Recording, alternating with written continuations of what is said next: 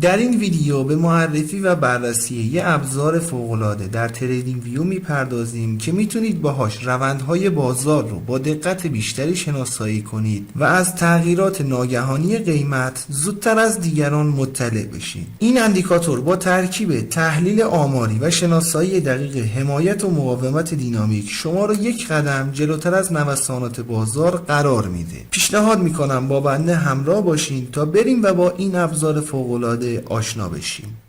سلام، من علیرضا هستم و اینجا کانال گلدن تریدینگ سیستم. خیلی خوش اومدین به یه ویدیوی دیگه از سری آموزش اندیکاتور و استراتژی های معاملاتی تریدینگ ویو. اندیکاتوری که در تصویر مشاهده میکنید یه ابزار پیشرفته در تحلیل تکنیکال هست که برای شناسایی دقیق روندها و سیگنال های بازگشتی در بازارهای مالی طراحی شده. این اندیکاتور با ترکیب تحلیل رگرسیون خطی با جبران کانال های مبتنی بر ATR دیدگاهی پویا از روندهای بازار رو ارائه میده. نحوه عملکرد اندیکاتور بدین شرح هست که با محاسبه خطوط رگرسیون خطی برای قیمت‌های های، لو، کلوز در یک دوره زمانی مشخص جهت کلی بازار رو تعیین میکنه. سپس میانگین‌های متحرک ساخته شده رو محاسبه کرده و بالاترین و پایینترین نقاط رو درون این رگرسیون خطی شناسایی میکنه تا یه خط روند پویا ایجاد بشه و بهش داینامیک ترند لاین گفته میشه و در واقع یه مقدار با فاصله از قیمت نمایش داده میشه. حالا قیمت بالاتر از این خط قرار داشته باشه،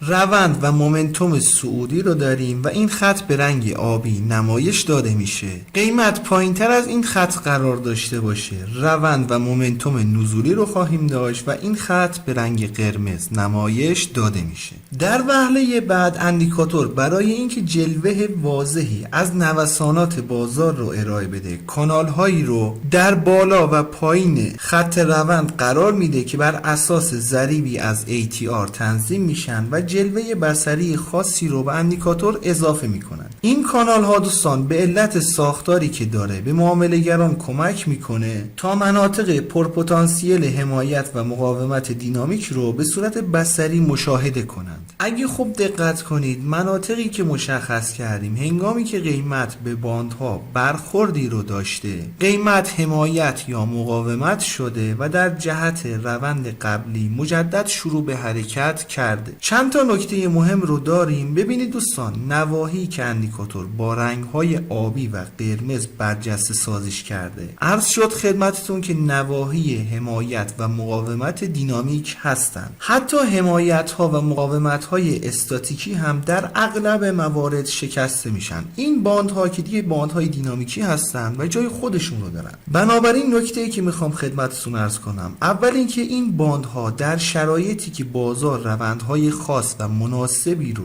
دنبال میکنه مناسب هستند و قیمت بهش واکنش‌های خوبی رو نشون میده، ولی در بازارهایی که روندهای مشخص ندارند احتمال واکنش قیمت به این نواحی بسیار کم هست. حالا یه نکته ای رو من میخوام خدمتتون عرض کنم. اگه پیرو این نکته از این قابلیت اندیکاتور استفاده کنید خیلی میتونه در تصمیم گیری های معاملاتی بهتون کمک کنه. ببینید زمانی که قیمت به باندها برخوردی رو داشت، دیدگاه اولتون این باشه که احتمالاً توقف یا اصلاح جزئی در روند رو خواهیم داشت. حالا در این قسمت از چارت فرض بگیرین که تایم فریم چارتمون روزانه هست. خب زمانی که قیمت به این باند برخوردی رو داشته، اگه میخواستیم دیدگاه توقف قیمت رو داشته باشیم، چند کندل قیمت توقفی رو داشته، ولی این موضوع چطور میتونه به دردمون بخوره؟ ببینید به فرض مثال اگر تایم فریم چارتمون روزانه باشه، هر کدوم از این کندل ها میتونه 24 تا کندل یک ساعته یا 48 تا کندل 30 دقیقه باشه. در تایم های پایین تر این توقف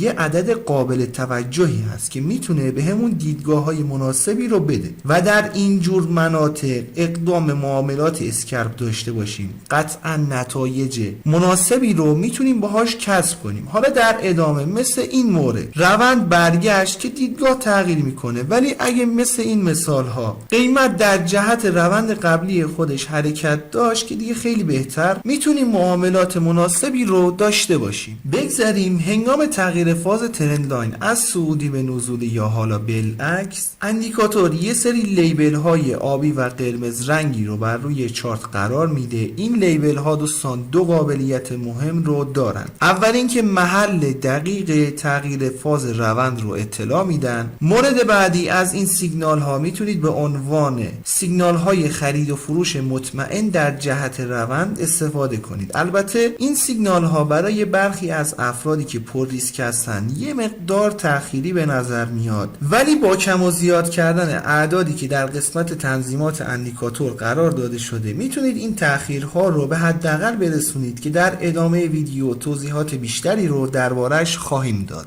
برای انداختن اندیکاتور روی چارت باید وارد سربرگ ایندیکیتورز بشیم. در تب سرچ بار عبارت هالف ترند ریگرشن رو وارد کنیم. این اندیکاتور هست که توسط الگو آلفا طراحی شده. قبل از اینکه بخوایم گریز کوتاهی به قسمت تنظیمات اندیکاتور داشته باشیم، میخوام ازتون درخواست کنم که اگر فکر میکنید اندیکاتور یا ویدیو مناسب هست، لطفاً ویدیو رو لایک کنید. اگرم میخواین با جدیدترین اندیکاتورها و نحوه کار باهاش آشنا بشین، پیشنهاد میکنم کانال خودتون، کانال گلدن تریدینگ سیستم رو سابسکرایب کنید و علامت زنگوله رو هم بزنید تا به محض انتشار ویدیوی جدید بهتون اطلاع داده بشه. بسیار خوب، گزینه اول دوستان در واقع پریود هالف ترند رو تعیین میکنید. با افزایش این عدد روند رو اندیکاتور در بلند مدت شناسایی میکنه و با کاهش این عدد اندیکاتور روند رو در کوتاه مدت بررسی میکنه. گزینه چنل دیوییشن همون ضریب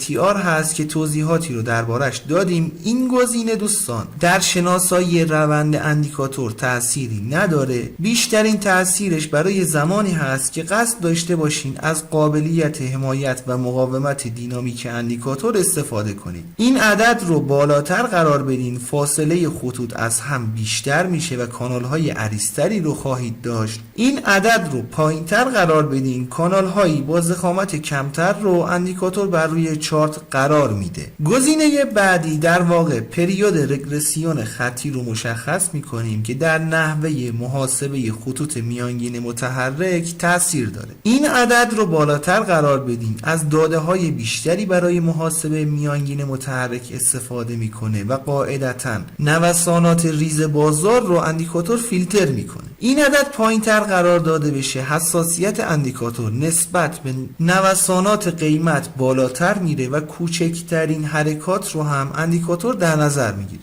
جنبندی کلی از قسمت تنظیمات اندیکاتور بخوایم داشته باشیم، اگه قصد دارین از حالت روندیابی اندیکاتور استفاده کنید، بهتر گزینه اول و سوم رو اعداد بالاتری قرار بدین. اگه قصد دارین از سیگنال های خرید و فروش اندیکاتور استفاده کنید، اعداد دیفالت نسبتاً مناسب هستن، ولی برای افرادی که پر ریسک هستن و میخوان سیگنال های سریعتری رو دریافت کنن، میتونن گزینه اولی و سومی رو یه مقدار اعداد پایینتری قرار بدن، ولی در کل باید تست بشه. در نهایت هم اگر خواستین از قابلیت حمایت و مقاومت دینامیکی اندیکاتور استفاده کنید، با توجه به نمادی که کار میکنید و نوساناتی که اون نماد داره، بایستی گزینه چنل دیوییشن رو روش تمرکز داشته باشین و عدد مناسبی رو قرار بدین. انشالله که براتون مفید باشه. رو قله میبینم دوست من.